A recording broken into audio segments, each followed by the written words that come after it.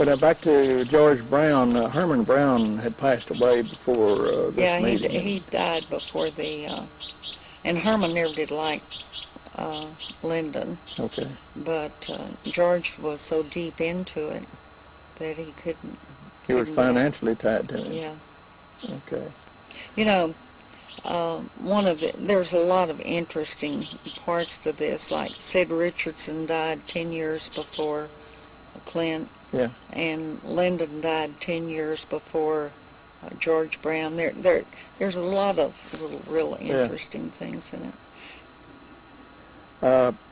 Earl Cabell. Who was Earl Cabell? Earl Cabell? Cabell was an old Dallas family. And his brother was Pierre Charles Cabell. And he was in the CIA, deputy director, I think it was. And John Kennedy fired him over that Cuba, the Bay of Pigs. And Allen W. Dulles, too, I think, was involved in that. So they fired Cabell, and that was a real raw spot with Earl Cabell, who at that time was mayor of Dallas and later went on to be congressman. But there was some real bad blood there, completely. Okay. But Earl... You know, his brother, a lot of these people have met sudden death, and Pierre Charles Cabell, I think it was Walter Reed Hospital, he went in feeling good, had a checkup, and when he came out, he was dead. Like Cliff Carter, meeting with Billy Saul, my life is in danger, they pull him out of a cheap hotel. You know, all of these things I don't think are coincident. Yeah. Oriel Thornton. Who was Oriel Thornton? He was a colorful guy. He was a banker, a mercantile bank in Dallas, and he was one of H.L. Hunt's kingpins, you might say. He made, politically, he was, involved. But again, all of Washington, I know on my first job I bounced into Fred Florence, who was the president of the Republic, and Harry Truman was in there.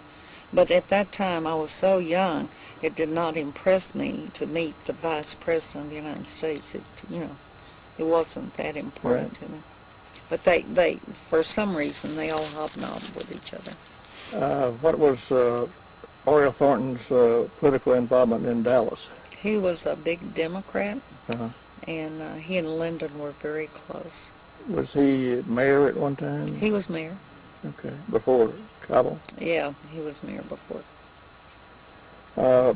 And you said that Oriel Sheffield was there. Who was Oriel Sheffield? I really didn't know Sheffield other than I would meet him, from a social standpoint. I really didn't know him like I did the others. But he was there at the meeting? Yes. Okay. See, they had, Louis Oyster Bar. It was Pacific, and these streets come together, and it was kind of like a hole in the wall, and you'd see all these great white fathers going into Louis Oyster Bar. It was kind of off limits to the females, but they would meet there and, do their thing. Okay. Yeah. Okay. But we'd see them do these things. It was, different. It was totally different. You just were not supposed to talk about it. That's right. Okay. Another person that you say was at the meeting is a fellow named John Connolly. Oh, John Connolly. What do you know about John Connolly? Well, John Connolly and my in-laws were related. And I remember seeing John when I was quite young. He would meet come to family reunions, and I would see John Connolly. And there was always a rival between John and Lyndon. I do not know what really happened in the political field, but John Connolly, I know the Democrats went to grooming him to be president, and he tripped up. He crossed someone, and then when John Connolly went in Democrats for Nixon, there was a big breach at that time. And Lyndon made the remark he should have kept a closer eye on John Connolly. In '63, what was Connolly's job? He was governor of Texas. Okay. I had to stop and think. Yeah. He was a good-looking guy, you know. Yeah, very personable fellow. Another person that was at this secret private meeting was a fellow named Joe Yarbrough. Was he kin to Ralph? I do not know that connection per se, but Ralph Yarber, I know, hated Lyndon Johnson. You know, he refused to ride in the motorcade with him. Yeah. And Ralph, even up, I don't think it's been too long ago that he passed away here in Texas. Yes. But he never changed his opinion of Lyndon Johnson. Yeah. He, But do you know any details about Joe Yarbrough? not really, not. Okay. But you know he was there. It was like Sheffield. I had seen them, but you Yeah. know, I didn't really know. Basically, Was he the one from El Paso? Joe Sheffield. Yeah, No, Joe Yarbrough. Yeah, from El Paso. Okay. Another prominent person that was there that you mentioned earlier was W.O. Bankston. What do you know about W.O.? Yeah, know W.O. real well. W.O. was colorful. He ended up, of course, one of the big automobile dealers. But he and Bill Decker, the sheriff of Dallas, who was also very colorful, they hobnobbed together. They were sort of the in mafia. Both men, W.O. and I'm not sure about Decker, but I do know that Decker, the police department had called Decker and say they were going to raid certain places, and Bill Decker he owned the casino things, the one-armed bandits, and Bill had called whoever it was, said, get those machines out of sight, the police are going to raid us, you know. But this is what went on in those years. Yeah. If they paid their dues, then nothing happened.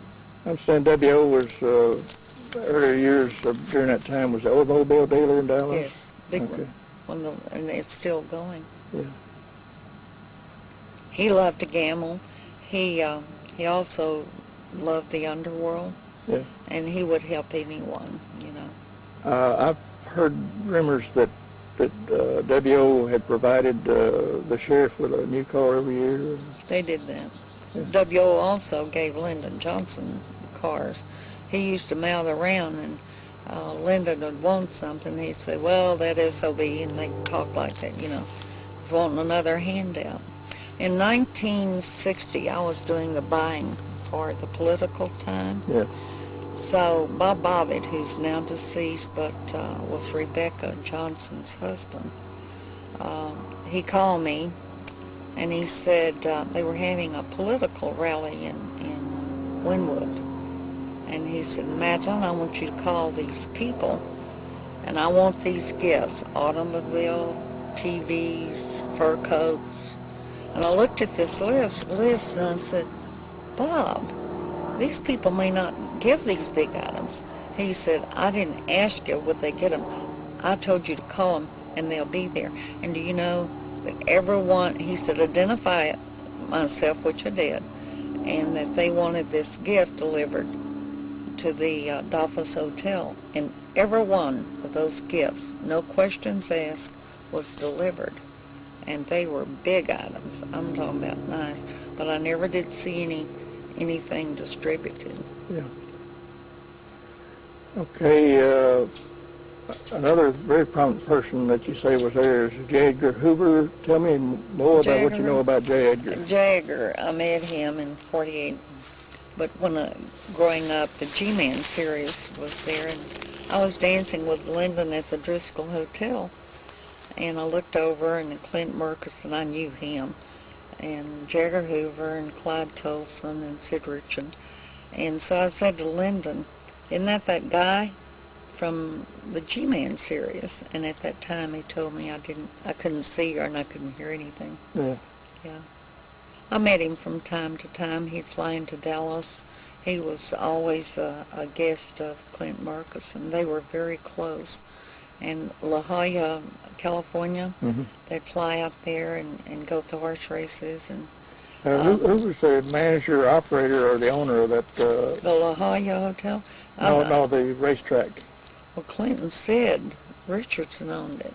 Okay. I think it was 36. Governor Allred closed the horse races in Texas. So they didn't do anything, but they went out to California and bought them, and all the revenue went to California. You had mentioned earlier that someone associated either with the hotel or the racetrack was there at this meeting. Do you remember his name? At the night before the... Yes. No, but I knew the guy. I can't think of his name right now. But I went up to Portland, Maine to meet him. He passed away. He had a lot of information. He had a lot of receipts who the people went to La Jolla, like Clint. But my name never did appear because I was who I was, Right. you know. So... But what was his involvement with the hotel or the racetrack or what? Well, he was one of the key people that he managed the hotel and the racetrack. He what can I think of his name? But anyway, I went with an FBI guy to Portland, Maine, and they wanted to know if he would recognize me. Yeah. And the minute he saw me, of course he knew me. Right. I had a good time. Now, another person you mentioned earlier that was there is named Clint Peoples. Clint Peoples was a U.S. Marshal. He was also a Texas Ranger. And I'm really gun-shy talking about all of this because Clint Peoples was really killed. Clint was going on a camera to verify the things that I said, and my friend Billy Saul Estes. And anyway, I called Clint. It was on a Friday. I'll distinctively remember that. Yeah. And I said, Clint, I understand you're going on a recorder for Billy Saul and me. They were going to do it as the ending of a movie, you know. And I said, I had a sick sister and I couldn't make arrangements to go. And I said, I'll tell you what I'll do, Clint. I'll come next Friday and I'll even buy lunch and then you can be a kept man. I really like Clint, you know. Well, on Tuesday, following my conversation, Clint was run off the road in Waco, Texas, and ultimately died, passed away from his injuries. And it was interesting yesterday when I talked to Jay Harrison that has long researched this, and he said, Ms. Peoples will not talk to anyone. I said, I beg your pardon. The day she was so totally upset. I did not go to the service, but I did talk to her. And I said, Clint lived long enough to tell that he had been run off the road, and she thinks he was murdered. Yeah. And that was to keep him from going on a camera to verify anything. Okay.